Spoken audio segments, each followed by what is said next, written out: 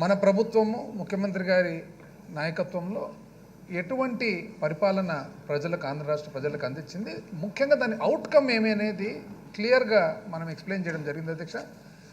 శాసనసభ్యులు గౌరవనీయులు ధర్మశ్రీ గారు కూడా ఆ విధానాలు కానీ ఆ చాప్టర్స్ కానీ సుపరిపాలన ఆంధ్ర, సామర్థ్య ఆంధ్ర, మన మహిళా మహారాణుల ఆంధ్ర, అన్నపూర్ణ ఆంధ్ర, సంక్షేమ ఆంధ్ర, సంపన్న ఆంధ్ర, భూభద్ర ఆంధ్ర ఇవన్నీ కూడా కోట్ చేస్తూ ధర్మశ్రీ గారు చాలా చక్కగా ఎక్స్ప్లెయిన్ చేయడం కూడా జరిగింది అధ్యక్ష.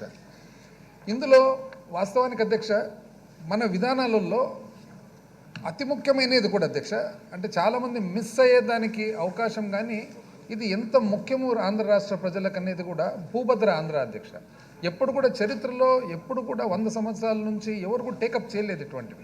ఇవన్నీ కూడా బడ్జెట్ స్పీచ్లో ఎందుకు చెప్పడం జరిగిందంటే అధ్యక్ష, రాష్ట్ర ప్రజలందరికీ కూడా ఈ 5 సంవత్సరాల పరిపాలన అంటే ఇది ప్రజల పరిపాలన, ప్రజల కోసం పరిపాలన అని, అందుకనే గెటిస్బర్గ్ అడ్రస్ నుంచి కూడా of the people, by the people, for the people అని చెప్పడం కూడా జరిగింది అధ్యక్ష. ఇవన్నీ ఇలా ఉండగా అంటే దురదృష్టవశాత్తు మన ప్రతిపక్షం వాళ్ళు లేరు అధ్యక్ష, కానీ మనం సమాధానం చెప్పాలంటే ద ఓన్లీ వే అంటే మాకు దొరికిన ఓన్లీ వే వచ్చేసి వాళ్ళు మీడియాలో నిన్న బడ్జెట్ ప్రసంగించిన తర్వాత వాళ్ళు మాట్లాడిన దాంట్లో ఉన్న కొన్ని ఏవైతే సందర్భాలు ఉన్నాయో అవి చూసుకొని అందులో వాళ్ళకు సంబంధించిన ముఖ్యమైన వాళ్ళు మరి మాట్లాడిన విషయాలను ఈరోజు నేను రిప్లై ఇస్తా ఉన్నాను అధ్యక్ష.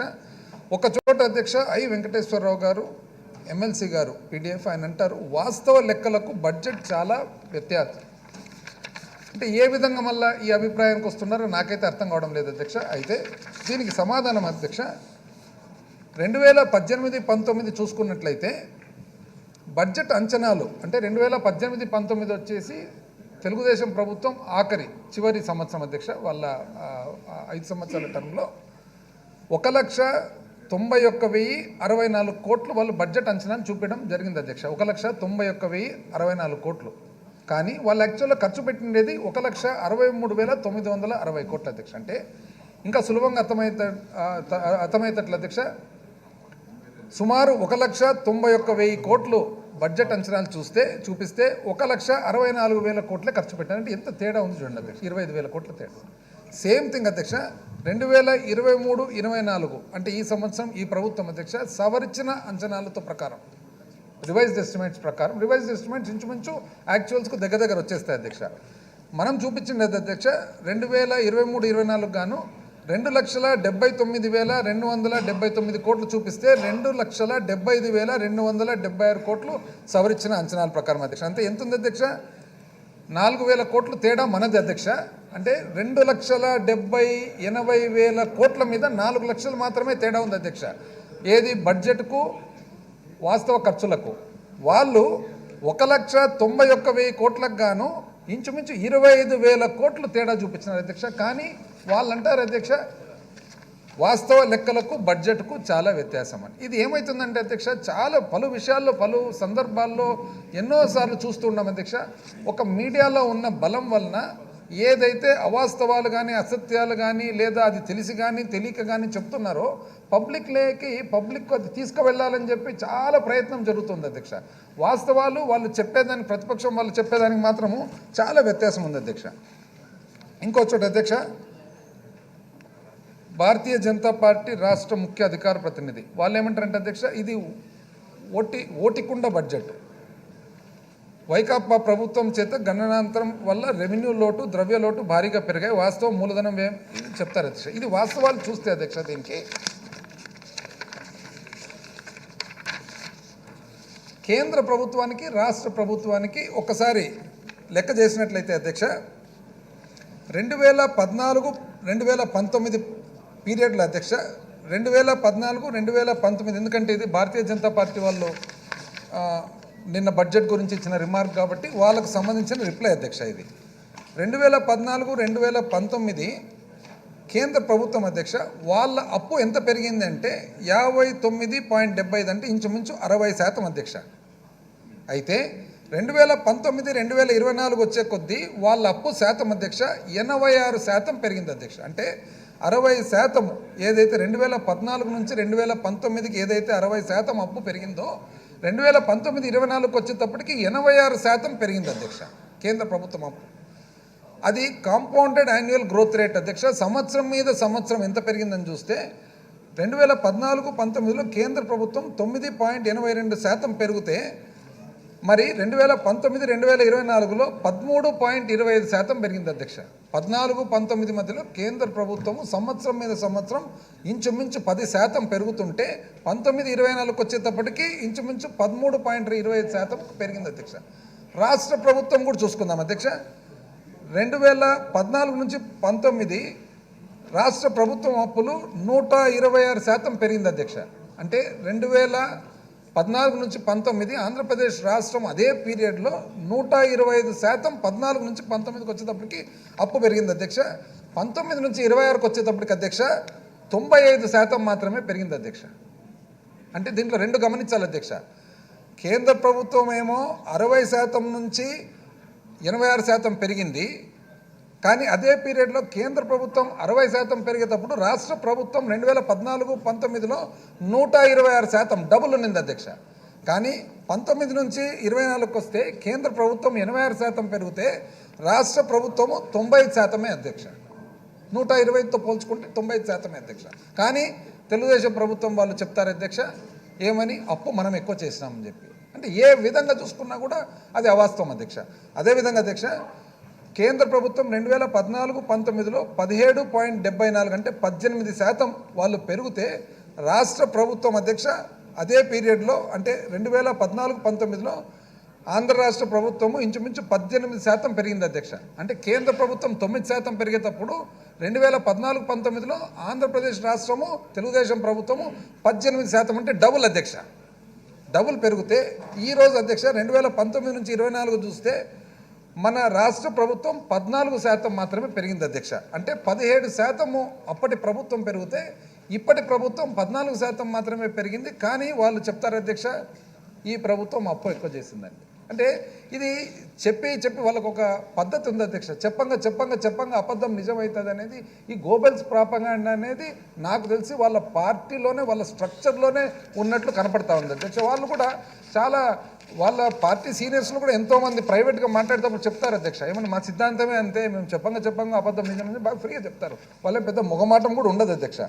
అదేవిధంగా అధ్యక్ష ఫిజికల్ పారామీటర్స్ చూసినట్లయితే 2014-15 నుంచి 2018-19 అధ్యక్ష యాక్చువల్గా అప్పు అధ్యక్ష అప్పు చేయగలిగిన ఫిజికల్ డెఫిసిట్ చేయగలిగిన పరిమితి 3% ఉంటే అప్పటి ప్రభుత్వం తెలుగుదేశం ప్రభుత్వము 4.03% చేసింది అధ్యక్ష. అంటే 3 పరిమితి ఉంటే 4.03 చేసింది అధ్యక్ష 5 సంవత్సరాలు. ఇదే మన ప్రభుత్వం వచ్చిన తర్వాత అధ్యక్ష 3.96% యావరేజ్గా మనకు పరిమితి ఉంటే దానికి గాను 3.9కి గాను 3.9 చేయడం జరిగింది అధ్యక్ష. అంటే 3.9 మనకు పరిమితి ఉంది, 3.9 మనం చేసినాం. వాళ్ళకు 3 పరిమితి ఉంది, వాళ్ళకు 4 చేసినారు, 1% ఎక్కువ చేసినారు అధ్యక్ష. ఎందుకు మనకు పరిమితి పెరిగిందంటే 19, 20, 21 కోవిడ్ పీరియడ్లో మొత్తం భారతదేశంలో దేశానికి కానీ రాష్ట్రాలకు కానీ పరిమితి పెంచడం వల్ల మనకు కూడా పెరిగింది అధ్యక్ష. ఈ లెక్కలన్నీ కూడా ముఖ్యమైన విషయం ఏమంటే ఇవి 2 సంవత్సరాలు కోవిడ్తో పాటు అంటే కోవిడ్ ఉండి కూడా మనం అప్పు తక్కువ చేసినాము, అప్పు శాతం కూడా తక్కువ చేసినామని చెప్పి తెలియజేస్తా ఉన్నాను అధ్యక్ష. అదేవిధంగా అధ్యక్ష సిపిఐ పార్టీ సిపిఎం పార్టీ అధ్యక్ష వైకాపా ఎన్నికల కరపత్రంలా బడ్జెట్ వైకాపా ఎన్నికల కరపత్రం మనం మొదటి నుంచి చెప్పేది అదే కదా అధ్యక్ష. ఏమని మన మేనిఫెస్టో మనకు ఒక గ్రంథం అనే కదా చెప్పేది. ఇది 2+2 4 అంటే మళ్ళీ దాంట్లో కొత్తతనం ఏముంది అధ్యక్ష, దాంట్లో 2 4 అవుతుంది. మనం ఏమంటున్నాము ఇప్పుడు వాళ్ళకు మనకు వ్యత్యాసం ఏమి, వాళ్ళు ఎన్నికలప్పుడు మేనిఫెస్టో ఇస్తారు, దాని తర్వాత మేనిఫెస్టోను మర్చిపోతారని చెప్పి మనం ఏమంటున్నాము ఎన్నికలప్పుడు ఏదైతే ఉంటుందో సేమ్ అదే మనకు బడ్జెట్ అవుతుందని చెప్పి. అంటే అర్థమేమి, మనం చక్కగా మన మేనిఫెస్టోను మనము బడ్జెట్లోకి తీసుకొచ్చినామని సర్టిఫికెట్ ఎవరిస్తున్నారు అధ్యక్ష మనకు? సిపిఐ సిపిఎం సర్టిఫికెట్ ఎంత చక్కగా. యాక్చువల్గా నాకు తెలిసి థ్యాంక్స్ అని చెప్పాలి అధ్యక్ష, వీళ్ళకి 2 పార్టీలకు కూడా మనం థ్యాంక్స్ అని చెప్పాలి అధ్యక్ష. అయితే వాళ్ళకు ధన్యవాదాలు తెలియజేస్తూ అధ్యక్ష మీరు 2+2 4 అన్నారు, వారు 2x2 4 అంతే కరెక్ట్ అధ్యక్ష. అయితే వాళ్ళకు ఇంకొక బాధ్యత కూడా ఉంది అధ్యక్ష.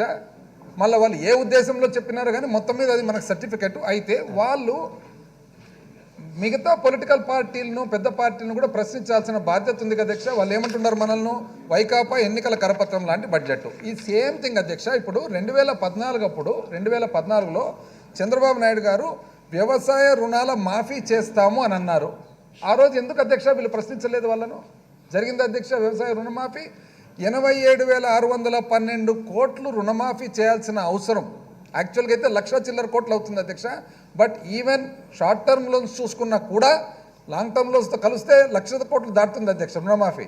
కానీ షార్ట్ టర్మ్ లోన్స్ చూసుకున్నా కూడా 87,612 కోట్లకు గాను కేవలం 15,000 కోట్లు మాత్రమే రుణమాఫీ చేసేసినాం అని అంటున్నారు.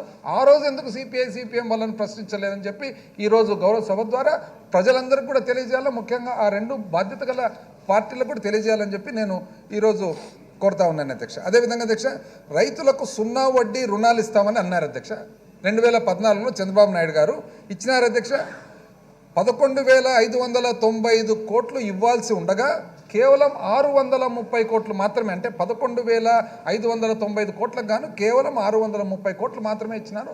ఆ రోజు ఎందుకు చంద్రబాబు నాయుడు గారిని ప్రశ్నించలేదు వీళ్ళు అని చెప్పి ఈరోజు మళ్ళీ నేను అడుగుతా ఉన్నాను అధ్యక్ష. అదేవిధంగా అధ్యక్ష, మార్కెట్ ఇంటర్వెన్షన్ ఫండ్ అని చెప్పి 5,000 కోట్లు ఇస్తానని చెప్పిన చంద్రబాబు నాయుడు గారు ఏమీ ఇవ్వకుండా 2019 ఎలక్షన్కు 1-2 నెలల ముందర 500 కోట్లు కేటాయించినాడు. అది కూడా ఇవ్వలేదు అధ్యక్ష. ఎప్పుడు ఓట్ ఆన్ అకౌంట్, సేమ్ ఇటువంటి ఓట్ ఆన్ అకౌంట్ బడ్జెట్లో కేటాయించినాడు అధ్యక్ష. ఆ రోజు ఎందుకు అడగలేదని ఇదే విషయం. అదేవిధంగా అధ్యక్ష, డ్వాక్రా రుణమాఫీ చేస్తా 0 వడ్డీ మొత్తము నేనే కడతా అని చెప్పి వడ్డీ అసలు మొత్తం కడతా అని అన్న వ్యక్తి చంద్రబాబు నాయుడు గారు అప్పటికి రుణం ఎంత అధ్యక్ష? డ్వాక్రా రుణము 21,479, అంటే 21,500 కోట్లు ఉండగా ఒక్క రూపాయి కూడా మాఫీ చేయలేదు. ఒక్క రూపాయి కూడా మాఫీ చేయకపోగా రేపు ఎలక్షన్ అంటే ఈరోజు పసుపు కుంకుమ అని చెప్పి మహిళలందరినీ కూడా మోసం చేసేదానికి మరొకసారి ప్రయత్నం చేసిన విషయం ఈరోజు గుర్తు చేస్తా ఉన్నా అధ్యక్ష. 0 వడ్డీ రుణాల అధ్యక్ష 3,036 కోట్లు, అంటే ఇంచుమించు 3,000 కోట్లు ఇవ్వాల్సి ఉండగా ఒక్క రూపాయి కూడా ఇవ్వలేదు అధ్యక్ష. అది ఎందుకు సిపిఐ సిపిఎం వాళ్ళు ప్రశ్నించడం లేదు వాళ్ళని చెప్పి ఈరోజు అడుగుతా ఉన్నాను అధ్యక్ష. కాపులకు అధ్యక్ష 5 సంవత్సరాల్లో 5,000 కోట్లు కేటాయిస్తామని చెప్పిన వ్యక్తి 5 సంవత్సరాలు కేవలం 1,340 కోట్లు. మళ్ళీ ఎందుకు ఇది ప్రశ్నించడం లేదని చెప్పి ఈరోజు మనం అడగాల్సిన పరిస్థితి వచ్చింది అధ్యక్ష. చేనేత రుణాలు పవర్లూమ్ రుణమాఫీ చేస్తా అని చెప్పిన వ్యక్తి ఒక్కరోజు ఏమీ చేయకపోగా లాస్ట్కు అనంతపురం పోయి అనంతపురంలో ఒక అనౌన్స్మెంట్ అధ్యక్ష 111 కోట్లు చేస్తా అని చెప్పి ఒక అనౌన్స్మెంట్ మాత్రం చేయడం జరిగింది అధ్యక్ష. నిరుద్యోగులకైతే అధ్యక్ష ఈరోజు నిరుద్యోగుల గురించి ఏదో తెలుగుదేశం పార్టీ వచ్చి ఏదో చాలా అభివృద్ధి చేస్తారు, ఏదో చాలా చేయబోతుందని చెప్పి చెప్తూ ఉన్నారు కదా అధ్యక్ష. వీళ్ళు అసలు నిరుద్యోగులకు 2014లో మొత్తం నిరుద్యోగ వృత్తి 2,000 రూపాయలు, 1000 నుండి 2,000 రూపాయలు ఇస్తా అని చెప్పిన వ్యక్తి అసలు 1 రూపాయి కూడా ఇవ్వకపోగా ఎన్నికల ముందు చివరి ఎన్నికల ముందు ఇస్తా అని చెప్పి మొదలు పెట్టక ఆ రోజు ఎందుకు ప్రశ్నించలేదు? పైగా వీళ్ళంట అధ్యక్ష అభివృద్ధి చేసేది. మళ్ళీ ఇవన్నీ కూడా ప్రశ్నించాల్సిన అవసరం ఉందా లేదా? ఇంకోటి అధ్యక్ష, పెద్ద స్కీము మహాలక్ష్మి, పేరు కూడా మహాలక్ష్మి. మనం ఈరోజు అంటున్నాం అధ్యక్ష ఏమని, మన మహిళా మహారాణులు అని. ఎందుకంటున్నాం అధ్యక్ష మహిళా మహారాణులని? ఎందుకంటే ఆంధ్రప్రదేశ్ రాష్ట్ర ప్రభుత్వం గౌరవ ముఖ్యమంత్రి గారు ఆ విధంగా మన మహిళలను చూసుకుంటున్నారు, భావిస్తున్నారు. కాబట్టి మహాలక్ష్మి స్కీమ్ అని పెట్టి అధ్యక్ష 25,000 డిపాజిట్ చేస్తా అని చెప్పి పుట్టిన వెంటనే వాళ్ళు పెద్దగా పెళ్లి వయసుకు వచ్చేటప్పటికి 2 లక్షల రూపాయలు అవుతుందని చెప్పి ఒక్కరికన్నా అధ్యక్ష 1 రూపాయిని ఎక్కడైనా డిపాజిట్ చేసినారు అధ్యక్ష? ఇంత పచ్చి అబద్ధాలు చెప్తే చంద్రబాబు నాయుడు గారు ఒక్కరు కూడా, ఈ బాధ్యత గల పార్టీలు ఒక్కరు ప్రశ్నించరు. ఈరోజు మాత్రం అన్ని పనులు చేస్తున్నా కూడా ఇటువంటి కామెంట్స్ అధ్యక్ష. ఏమని, వైకాపా ఎన్నికల కరపత్రం బడ్జెట్. ఏది ఏమైనా కూడా ఇది మనకే సర్టిఫికేట్ కాబట్టి మనమైతే సంతోషపడతా ఉన్నాం అధ్యక్ష. ఇంకోటి అధ్యక్ష ఏమంటారు, అప్పుల పరిమితి 30,275 కోట్లు చేసింది, మీరు మాత్రం 69,716 కోట్లు చేసినారని చెప్పి ఇది. అంటే మన పరిమితి 30,275 కోట్లు అంట అధ్యక్ష, కానీ మనము 69,716 కోట్లు చేసినామంట. ఎవరన్నా అట్లా చేయనీకి వీలవుతుంది అధ్యక్ష? ఇప్పుడు మన బ్యాంక్ ఉంటుంది అధ్యక్ష, మన బ్యాంకుకి పోయినప్పుడు మనకేదో అప్పు ఒక 50,000 1,00,000 రూపాయలు అప్పు శాంక్షన్ చేసి ఉంటారు. అట్టని చెప్పి మనం 10 లక్షలు డ్రా చేస్తే ఇస్తారు అధ్యక్ష బ్యాంకులు ఎక్కడైనా కానీ? అసలు ఏ బాధ్యత ఉంది, ఏం మాట్లాడుతున్నారని చెప్పి. ఇదండి అధ్యక్ష letter dated 29 January 2024, F number 40(1) PFS 2023-24 AP/OMB 87 total OMB allowed to the state government so far during the current year, including the above amount, would be 68,414 crores. 68,414 కోట్లు పరిమితి ఉందని చెప్పేసి లెటరే పెట్టుకుంది, పర్మిషన్ పెట్టి, అసలు పర్మిషన్ లేనిది ఈరోజు నిజం చెప్పంటే ఇవన్నీ చూపించాల్సిన, ఇదేదో ఆధారాలు చూపించాల్సిన అవసరమే ఉండదు అధ్యక్ష. కానీ వాళ్ళు అడిగిన దానికి నేను చూపిస్తూ ఉన్నాను. అప్పు మనకు పర్మిషన్ లేనిది ఎట్లా చేస్తారు అధ్యక్ష అప్పు? ఇది చేయకపోగా అధ్యక్ష, అసలు మనము పాత గవర్నమెంట్ అప్పులతో పోల్చుకున్నట్లయితే అధ్యక్ష, పాత గవర్నమెంట్ అప్పులతో పోల్చుకున్నట్లయితే మే 2019 నాటికి 2014 నుంచి చూస్తే 20% తెలుగు 20.17% తెలుగుదేశం పార్టీ అప్పు రేటు. ఆ రోజు నుంచి ఈరోజు జనవరి 31, 2024 అంటే ఇంచుమించు 4 సంవత్సరాలు 8 నెలలకు గాను మనం చేసిన అప్పు 14.9%, 15 అనుకుందాంలేండి అధ్యక్ష. అంటే మనకంటే 5% ఎక్కువ తెలుగుదేశం ప్రభుత్వం అప్పు చేస్తే దాన్ని మాత్రం ఎవరేమీ అడగరు, ఎవరేమి క్వశ్చన్ చేయరు. మనది మాత్రం అప్పు అప్పు అప్పు అప్పు అని చెప్పి ప్రతిరోజు. ఆశ్చర్యం ఏమంటే అధ్యక్ష, అప్పు చేసినాం, ఎవరు కాదని ఎట్లా అంటారు అధ్యక్ష? చేసిన అప్పు చేసినారు. కాకపోతే ఒకటి, మీరు మాకంటే ఎక్కువ చేసినారా కాదనేది పేపర్లతో పాటు ఫిగర్లతో పాటు రుజువులు ఉన్నాయి.